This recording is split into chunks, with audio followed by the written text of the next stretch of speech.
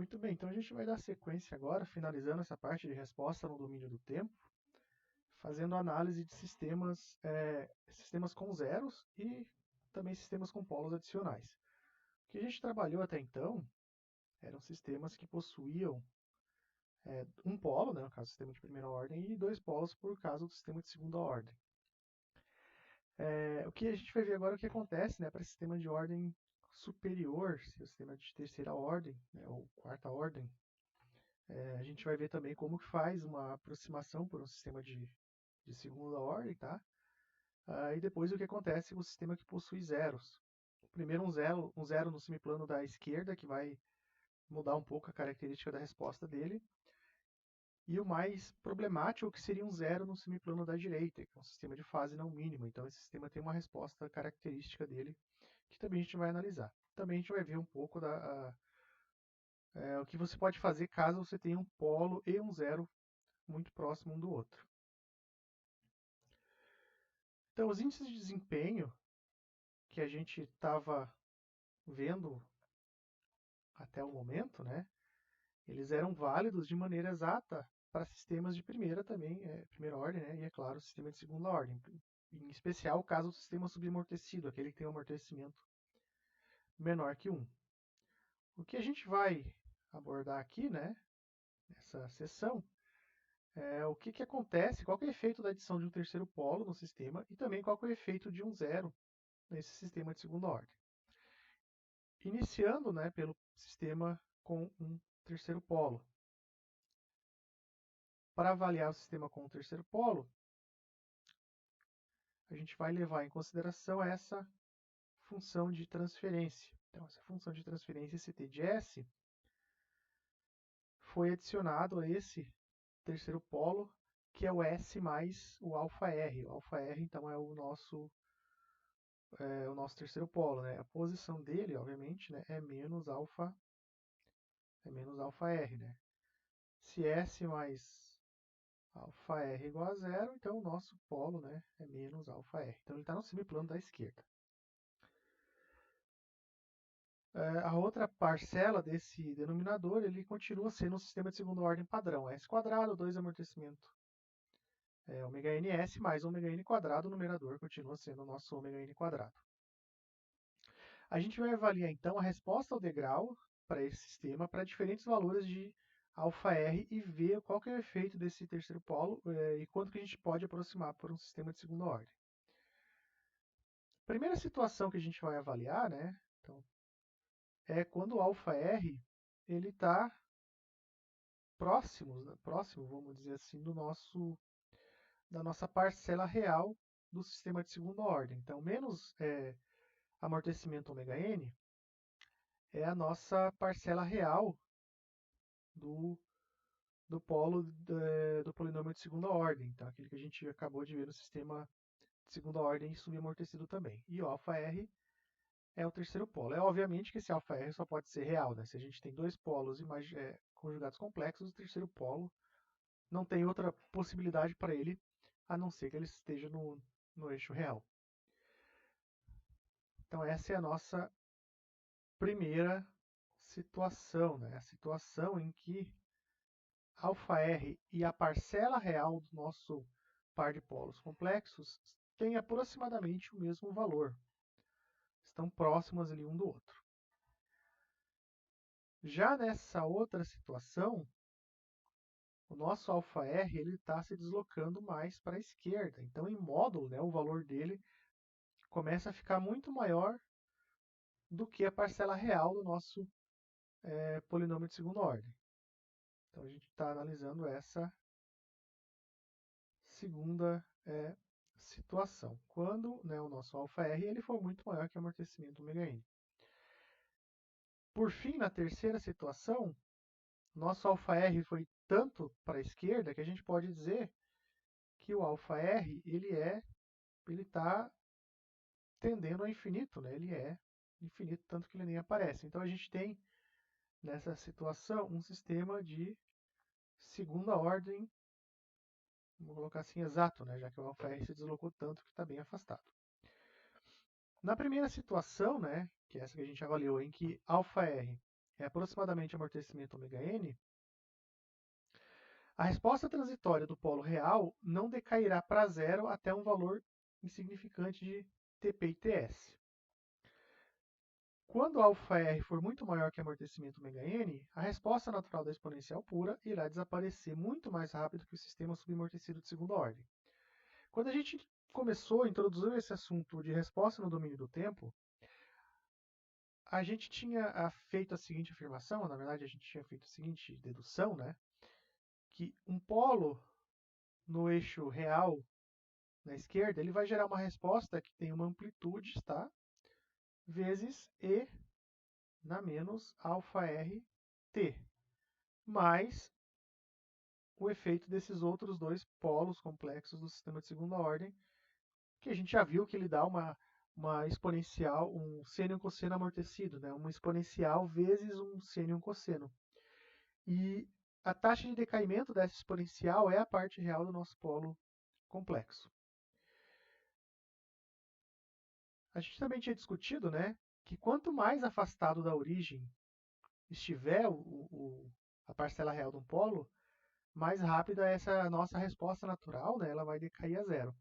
Então, se os três polos, no caso, né, os dois polos do sistema de segunda ordem, e o terceiro polo que a gente incluiu, que é o menos αr, tiverem valor próximo, a exponencial gerada por esse terceiro polo, em comparação com a exponencial do nosso sistema de segunda ordem, elas vão estar na mesma constante de tempo, né? Constante de tempo muito próximas.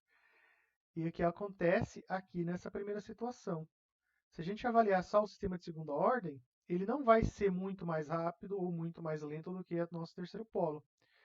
Então, a resposta transitória do sistema, resposta transitória do nosso sistema de segunda ordem e o polo real, eles vão estar mais ou menos no mesmo valor. Então, se a gente comparar com o sistema de segunda ordem puro, a gente vai ter diferenças ali no nosso Tp e no nosso Ts.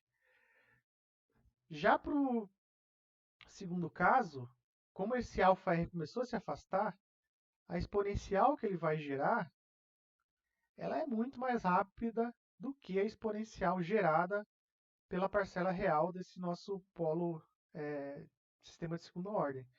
Então, quando esse sistema de segunda ordem ele estiver começando a subir a exponencial, aqui eu estava tentando desenhar a resposta natural, acabei desenhando a resposta degrau, né? Então vamos desenhar só a resposta natural do sistema. Então, o vermelho eu vou fazer a resposta natural do sistema de segunda ordem, então ela vai começar no valor e vai decair até tender a zero. Já a resposta natural desse outro polo que está mais afastado, ele vai começar mais ou menos ali no valor e vai rapidamente decair a zero. Então ele só vai afetar a resposta transitória do sistema num intervalo de tempo muito curto. Passado um tempo aí muito curto, daqui para frente, né, a gente tem a resposta apenas no nosso sistema de segunda ordem, no nosso par de polos complexos.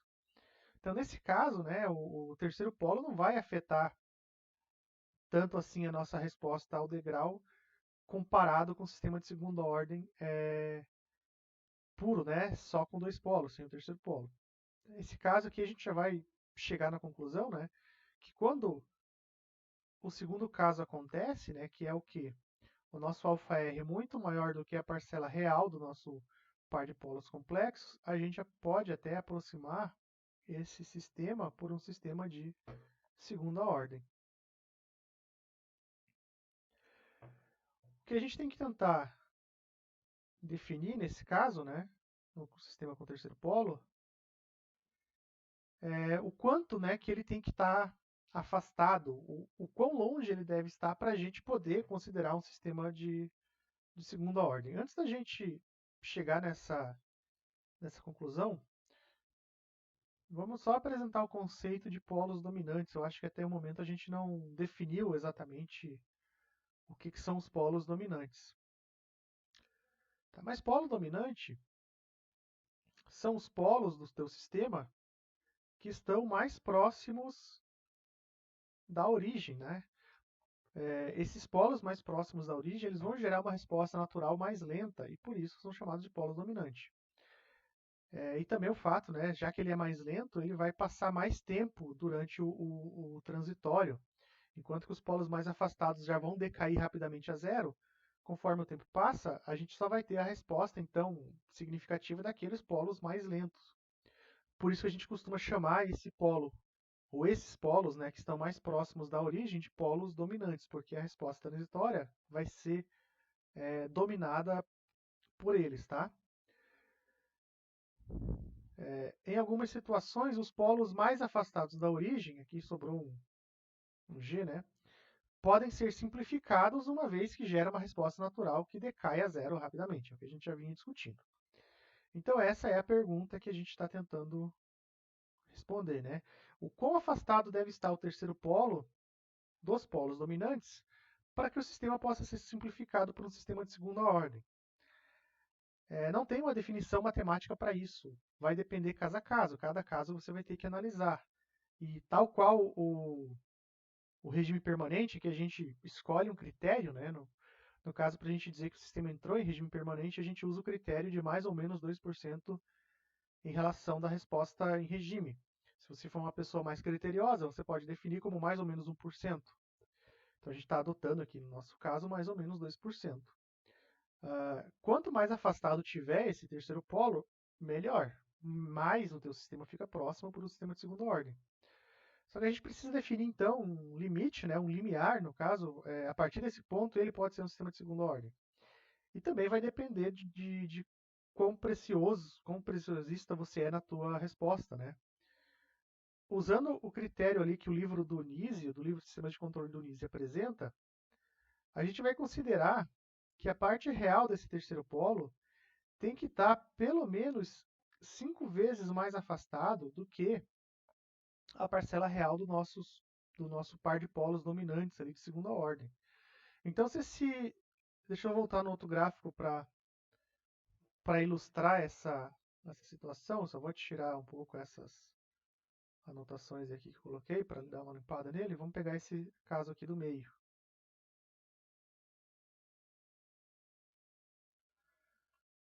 Então, vamos supor que esse nosso par de polos dominantes ele esteja localizado em -1. Para que a gente possa dizer que esse sistema se aproxima por um sistema de segunda ordem, esse terceiro polo tem que estar localizado pelo menos em -5, né, que é 5 vezes mais afastado. Esse é um limite, né? Ele não vai. Se você pegar o sistema de segunda ordem puro, calcular lá o TP, TS, ultrapassagem percentual, entre outros, ele não vai fechar 100% com a expressão do sistema de segunda ordem que a gente obtém, né, puramente.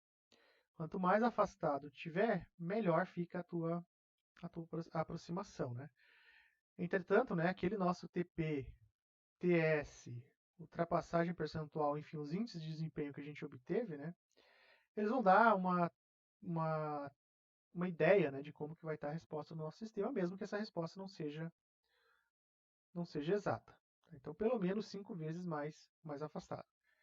Se ele estiver localizado, por exemplo, em -3, nesse nosso alfa R tivesse em -3, aí a resposta já seria muito afetada, né? Os nossos TPTS, ultrapassagem percentual do sistema de segunda ordem puro, ficariam bem fora do que a gente vai obter, né, considerando o terceiro polo, fazendo a expansão em frações parciais, calculando os pontos ou usando alguma simulação numérica, como no Scilab ou no MATLAB. Tá, então, essa regra de simplificação, a gente está utilizando aquilo que o Nisi está colocando, né? A referência 2, no final dessa apresentação tem as referências bibliográficas. Então, o livro do Nisi de sistemas de controle diz que é 5 vezes. Aí vai depender do autor, né?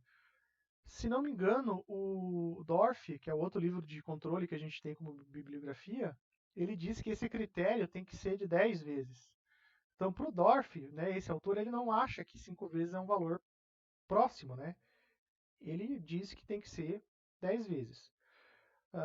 Para a gente manter um padrão, até na resolução de exercícios, para considerar que o sistema é de fato um sistema de segunda ordem, a gente vai usar o que o Nisi está colocando. Né? Então, para a gente, no nosso caso aqui, 5 vezes mais afastado. Ok? Mas o importante é ter a ideia. Quanto mais afastado, mais insignificante, né, posso dizer assim, é aquela exponencial, né? Menos efeito ela tem no nosso transitório. Aí sim, quem manda no sistema são os polos dominantes, que é aqueles polos mais próximos da origem. A gente separou então aqui 3 sistemas. O primeiro sistema, a gente está colocando, ele é um sistema de segunda ordem puro, né? Então não tem o terceiro polo. 3s², s mais 3. Já o segundo sistema, ele foi adicionado um terceiro polo aqui em menos 1. Tá? Para o terceiro sistema, foi adicionado um polo em menos 3. O ganho, para esse caso, para esses dois casos, né, o terceiro também, é um ganho, o que está no numerador é um ganho normalizado, para que, se eu aplicar uma resposta ao degrau unitária, o nosso valor em regime permanente, ou seja, o nosso C de infinito, seja igual a 1, tá? Então isso aqui vai valer para os 3 casos. Então é uma coisa, na hora de você fazer a simplificação, tem que olhar como é que está o nosso numerador, né? Ele tem que em regime permanente dar o mesmo valor. Então aqui a gente usou 3, 3 e aqui a gente usou 9. Isso aí é simples, né? É só usar o teorema do valor final que vocês viram lá em sistemas lineares. Então, nosso sistema G2. O G2, a parte real dos polos é menos 0,5. O terceiro polo está em menos 1. Já o nosso G3 continua, né, menos 0,5 com a parte real do nosso par de polos complexos, nossos polos dominantes. O terceiro polo foi colocado ali em menos 3. Vamos ver como é que fica a resposta ao degrau dos 3 sistemas. Eu me esqueci quem que era C1, C2, C3. Vamos só voltar aqui no slide, então. C1, C2, C3, ok. C1 é o sistema de segunda ordem puro, né? Então, sistema de segunda ordem puro, se a gente calcular TP, TS e ultrapassagem percentual, a gente vai obter os parâmetros desse nosso C1. O nosso C2 é aquele que tinha o terceiro polo em menos 1, né? Então ele estava 2 vezes afastado. Veja que ficou muito fora, comparando as duas respostas ao degrau, né? Do C1 para o nosso C2, a resposta ao degrau ficou bem afastada, né? Veja que a ultrapassagem deu menor, o tempo de pico é outro, o tempo de assentamento também está diferente, né? Ele está mais lento em função desse terceiro polo, mas parece um pouco mais lento, né? Teria que mais ou menos a mesma velocidade, né? Se a gente fosse colocar assim, tá? Já o nosso C3, nosso terceiro sistema simulado, né? Esse sistema aqui em verde, ele tinha parcela real de 3, né? Então ele estava ali umas 6 vezes mais afastado. 0,5 era a nossa parcela real dos polos complexos, né? Então ele estava ali umas 6 vezes afastado. E a gente tem uma boa aproximação, né? Tem ali uma aproximação, ele não vai ficar exato. Então tem essa pequena diferença de tempo de pico. O overshoot também ficou um pouco menor, mas está parecido. Então quanto mais eu fosse deslocando esse nosso terceiro polo mais à esquerda, né? Então menos 3, depois eu colocaria menos 4, menos 5, menos 6, menos 10. Mas a resposta desses sistemas com o terceiro polo se aproximaria desse nosso C1, que é um sistema de segunda ordem padrão. Então, reforçando, para fazer a aproximação de acordo com o NISE, tem que estar pelo menos 5 vezes mais afastado da parcela real dos nossos polos dominantes. Então, essa seria a aproximação. Então, a gente tenta aproximar sempre o sistema de segunda ordem por um de terceira ordem. Entretanto, né, mesmo que essa aproximação seja válida, aqueles nossos parâmetros amortecimento, ômega n, eles continuam dando para a gente uma noção de como que é o overshoot, de como que é o TP, de como que é o TS, né? Por isso que eles continuam sendo é, parâmetros importantes, mesmo que não seja um sistema de segunda ordem. Então a gente vai agora analisar a resposta do sistema com zeros, né? No caso, um zero apenas. Então a gente vai pegar o sistema de segunda ordem padrão, tá? E a gente vai analisar a resposta com zero. Então, inicialmente, a gente vai analisar a resposta do sistema de segunda ordem com zero no semiplano esquerdo. A gente vai considerar o sistema abaixo, né, com ômega n4 e amortecimento de 0,4. Aqui, novamente, a gente tem o fator de ganho K. Tá? O K, como a gente vai avaliar diferentes posições desse terceiro polo, desculpe, agora do zero, né, localizado em menos A, a resposta final do sistema vai acabar modificada. Então a gente vai colocar o K como um ganho para que a resposta ao degrau seja sempre 1, né, em regime permanente, para os casos analisados. Então a gente vai fazer a nossa análise desse sistema com zero, começando com 0 em menos 4, em menos 6, e o outro zero, né, menos 15. No caso, o A é 15, então a posição do zero é menos 15. Então, resposta ao degrau para esses sistemas. Em vermelho, a gente tem um sistema sem zeros. E os outros casos, né, um sistema com zero em menos 4, menos 6 e menos 15. Então, a gente já dá para observar que quanto menor for o valor desse zero, mais o seu sistema vai ter um overshoot, né? Então, quanto menor em módulo. Então, para o caso do 0 em menos 4, o meu overshoot é maior, tá? E o meu sistema tem um TP também um pouco maior. O tempo de assentamento, o TS, ele muda pouco, né? Vamos colocar assim, ele muda pouco em relação a esses sistemas. A gente já vai concluir mais para frente por que não tem tanto efeito no TS. Aí a gente foi afastando, né, o nosso zero. Então a gente afastou depois para menos 4, para menos... Desculpa, aqui é menos 6, né? Menos 6, menos 15. Veja que em menos 15 já está praticamente um sistema de segunda ordem. Então, quanto mais afastado tiver o nosso zero, também mais próximo a gente vai ter da resposta no sistema de segunda ordem, tá? Então, deixa eu fazer aqui o plano complexo rapidinho. Plano complexo. Aí a gente tem o par de polos, parte real, parte imaginária, e a gente tem o zero, né? Então, quanto mais afastado tiver esse nosso zero, menos efeito ele tem na resposta, né? No caso, a resposta transitória, ou seja, no nosso TP, na nossa ultrapassagem percentual. Quanto mais próximo tiver desse nosso par de polos complexos, mais efeito ele vai ter sobre a nossa resposta. Diferente do caso dos polos, aqui a gente não tem um critério, né? Qual que seria o critério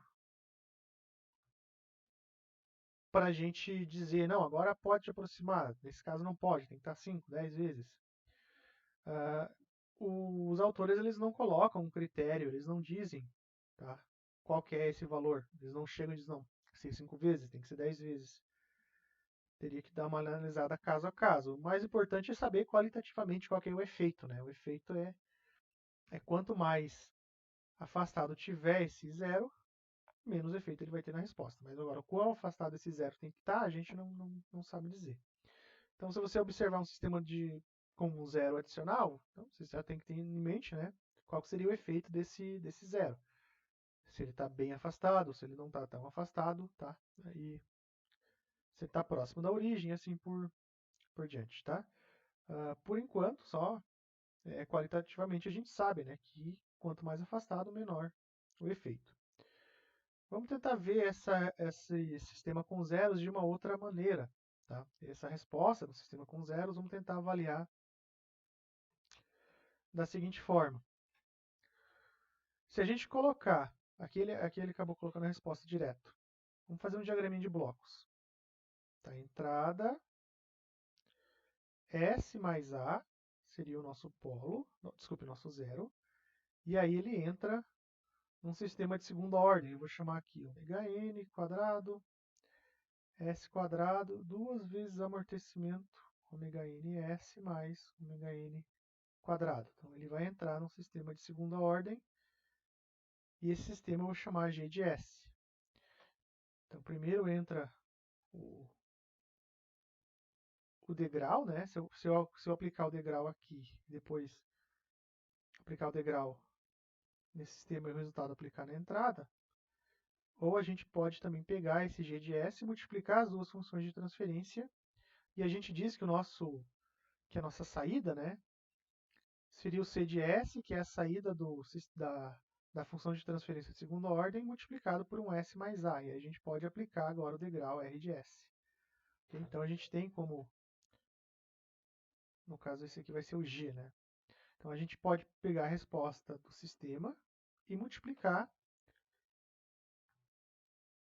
pela parcela S mais A. A gente ainda pode fatorar esse sistema, né? Então, essa multiplicação. Esse C vai multiplicar o S e também vai multiplicar o A. Então, eu vou ter C multiplicado por S multiplicado por C de S, A multiplicado por C de S também. Se a gente observar essa primeira parcela, S vezes C de S é a derivada, né, do nosso sistema de segunda ordem, a resposta do nosso sistema de segunda ordem. Né? Lembrando que multiplicar por S na frequência é derivar no tempo. Então, se a gente multiplicou por S uma resposta ao degrau, então a gente está derivando essa resposta. E a gente ainda vai somar uma parcela A vezes C de S, que é simplesmente o nosso sistema de segunda ordem com uma escala. Né? Então, está multiplicando só por uma constante. Então, a princípio, a gente está pegando um sistema de segunda ordem e está somando com a derivada dele. Tá? Está somando com a derivada, ainda multiplicado por um ganho A. Então, se esse valor de A for muito grande, essa resposta do A vezes C de S, ela passa a ser muito mais significativa do que a nossa derivada. A nossa derivada vai ter amplitude um pouco menor. Quanto menor for o valor de A, maior é o efeito da parcela derivada na nossa resposta. Então, se o nosso A for grande, o que quer dizer nosso A grande? Ele está deslocado mais à esquerda, mais afastado da origem, mas a gente vai ter como resposta o nosso sistema de segunda ordem puro, né, multiplicado por um ganho. Então, aqueles nossos parâmetros TP, TS, ultrapassagem percentual continuam sendo válidos. Se ele não for tão grande, a nossa derivada acaba tendo uma resposta mais significativa. Então, é por isso que aparece, no caso desse primeiro caso, que é o sistema com o A igual a 4, que ele vai ter um overshoot maior, porque a derivada dele tem uma amplitude maior. E a derivada no início, né, vou pegar em vermelho, que é o sistema de segunda ordem padrão, veja que a derivada no início ela tem um valor grande, porque a taxa de variação dele está grande. Então você está pegando a derivada dessa função e está plotando ela, então ele vai ter uma amplitude maior. Isso acaba tendo um overshoot maior. Já no sistema com o A igual a menos 15, igual a 15, né, no caso, o 0 em 15, o 0 em menos 15 igual a 15, a parcela derivada ela vai ser pequena comparado com 15 vezes o nosso sistema de segunda ordem. Então ele acaba se aproximando mais, né, pelo nosso de uma resposta no sistema de segunda ordem puro. Obviamente, né, lembrando que tem um fator K que está multiplicando, que é para normalizar essa resposta degrau. Como a derivada, né, S vezes C de S, ela vai ser igual a zero quando não tiver mais variação no nosso sistema ou quando a variação for pequena. Então, o tempo de assentamento ele acaba não mudando muito, né? Porque a partir do tempo de assentamento, o teu sistema não tem mais uma variação significativa. Então, a tua derivada está diminuindo. Então, o tempo de assentamento ele não é tão afetado. Né? A derivada de uma constante, já que ela não tem uma taxa de variação alta, ela tende a zero. Então, essa derivada naturalmente vai caindo a zero. Então, essa é outra forma de enxergar por que o zero mais afastado da origem ele não vai ter tanto efeito na característica da resposta. Né? Ele vai ter efeito, é claro, na amplitude, né? Mas o tempo de pico, a ultrapassagem percentual, o tempo de subida, esses outros parâmetros, ele acaba não tendo uma variação tão grande assim. Certo? Então, Uma outra forma da gente observar isso, né? Uma derivada mais uma multiplicação por uma constante. Se a constante é alta, a derivada acaba tendo. Não é que ela não seja. Não é que ela não tenha efeito, mas ela não tem. Na soma, né, ela acaba não contribuindo tanto para a resposta. Por fim, né, o que pode. Um outro efeito curioso do sistema com zero é quando você tem um zero no semiplano da direita, né? Então, a tua função de transferência ela seria algo como uma constante k, que vai multiplicar s menos a. Então, teu zero está localizado em a positivo. Vamos aqui colocar um sistema de segunda ordem.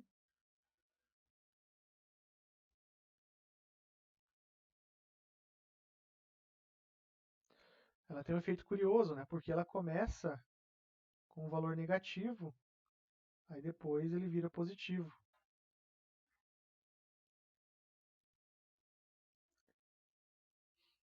Vamos colocar aqui de novo que eu acabei desenhando um pouco errado. Então ele começa com valor negativo, aí depois ele tem tua resposta, a tua resposta padrão, né? Por que isso acontece? Porque o termo A vezes C de S, ele é negativo. Então a gente teria naquela nossa resposta ao degrau S que multiplica a nossa resposta menos a derivada, ou no caso S é a derivada, menos A vezes o C de S. Então, nos instantes iniciais, esse valor aqui, ele acaba ele acaba sendo negativo. E aí, quando o tempo passa, ele começa a subir. Né? Então, esse aqui é caso de sistema com zero no semiplano direito. É um tipo de resposta característica desse tipo de sistema. Aqui é só escrevi errado, não é semiplano esquerdo, é semiplano direito. Então, sistema com zeros no semiplano direito, a gente chama de sistema de fase não mínima.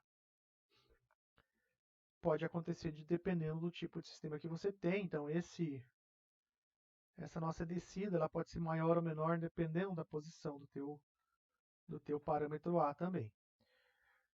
Isso aqui acontece num tipo de conversor estático, né, o tal do conversor boost.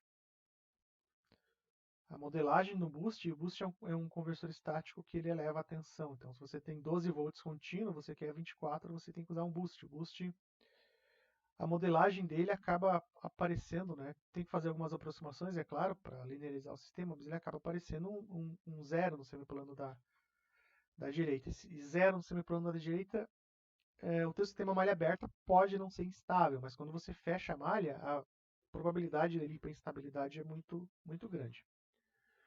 A parte de estabilidade a gente vai ver um pouco